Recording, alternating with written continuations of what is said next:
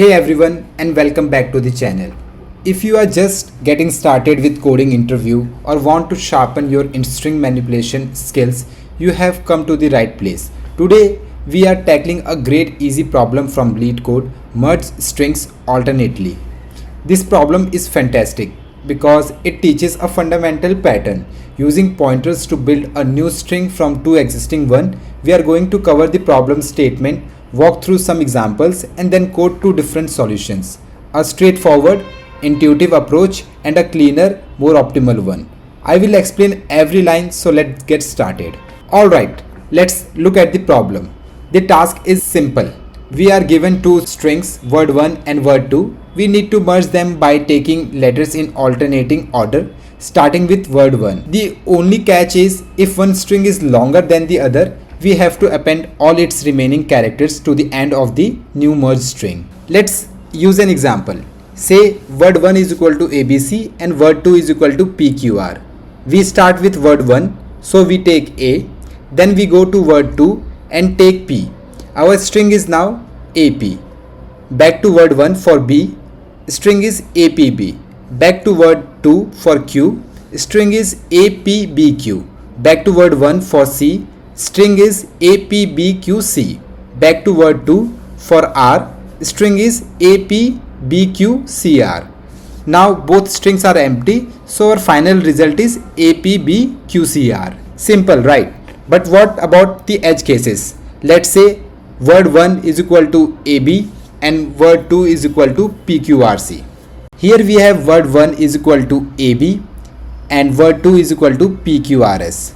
We take A from word1, result is A. We take P from word2, result is AP. We take B from word1, result is APB. We take Q from word2, result is APBQ. Now we try to go back to word1, but it's empty. The rule says we just append the rest of the other string. The rest of word2 is RS. So we append RS to APBQ and get APBQRS. That's the whole logic. Now let's think about how we can code this. Solution 1. The intuitive approach, or we can say brute force approach. The most straightforward way to think about this is to do exactly what we just did manually. We can use two pointers or indices. Let's call them I and J. I will track our position in word1 and J will track our position in word2. We will also need a new list. Let's call it result. To build our new string, we use a list because appending characters to a list is much faster than concatenating strings in a loop. So our logic will be loop as long as both I is inside word1 and J is inside word2. Inside the loop, add word1 ith, then add word2 jth, increment both I and J. Once the loop finishes, we know at least one of the string is exhausted, the other one might still have characters left. So we just append whatever is left from word1 from index I to the end, and whatever is left from word2 from index J to the end. So finally we will join the result list into a single string and return it. Let's code it.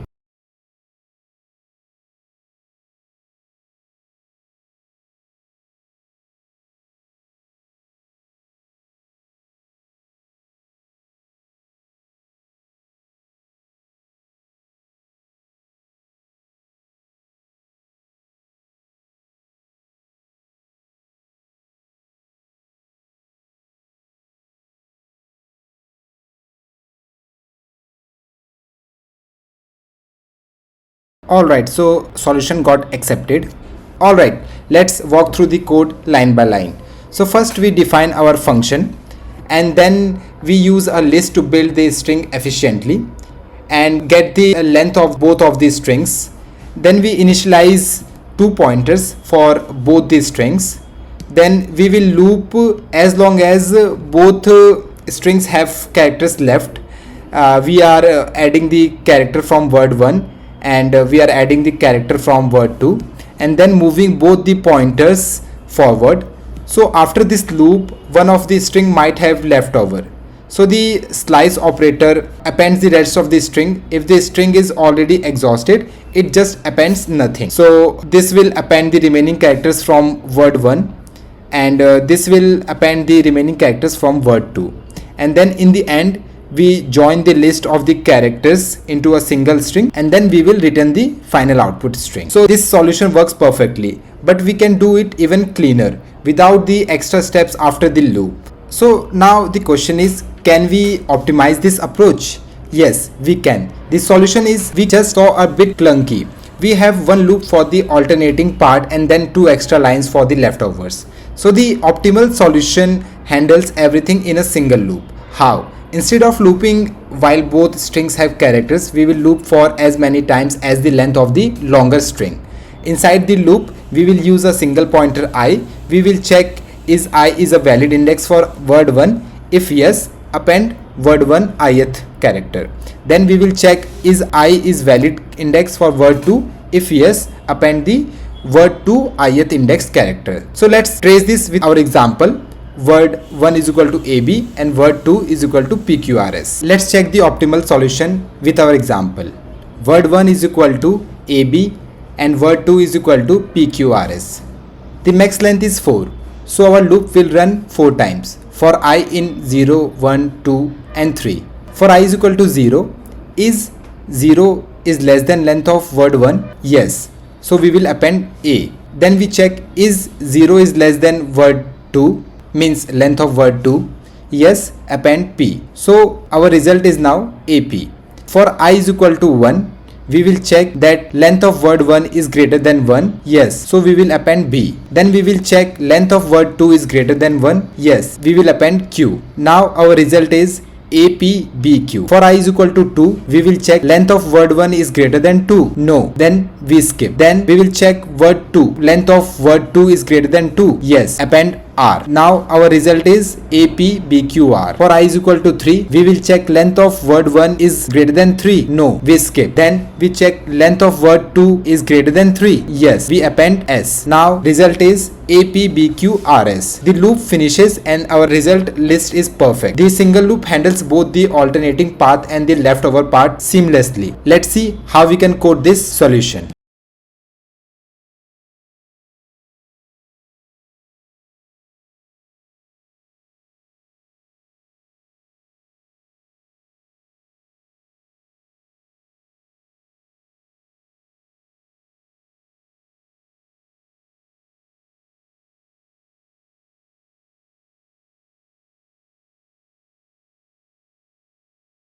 Perfect. Our solution got accepted. Let me walk through the code line by line. We first define our function and then we initialize, like we use a list to build the string efficiently, and then we get length of both the strings. Then we will loop up to the length of the longer string. We will loop from 0 to max length. Then we check if our pointer I is still within the bound of word 1. If it is, append the character from word 1. Then we separately check if I is within the bound of word 2. If it is, then we append the character from word 2. After the loop, the result is fully built. We will join the list of the characters into a single string and return the result. So this is so much cleaner and more elegant. So there you have it, 2 ways to solve merge strings alternately. Both of these solutions have the same time complexity. We have to look at every character in both these strings. So the time complexity is O of n plus m, where n is the length of the word 1 and m is the length of word 2. You could also just say O of max of n comma m. It's the same thing. The space complexity is also O n plus m, because we have to build a new string that contains all the character. The key takeaway is that while the first more intuitive solutions works, the second optimal solution is cleaner and handle all cases inside a single loop. This is great pattern to remember for our string problems. I hope this explanation was clear and helpful. If it was, please hit the like button and subscribe for more. Let me know in the comment section what problems you would like to see next. Thank you for watching and happy coding.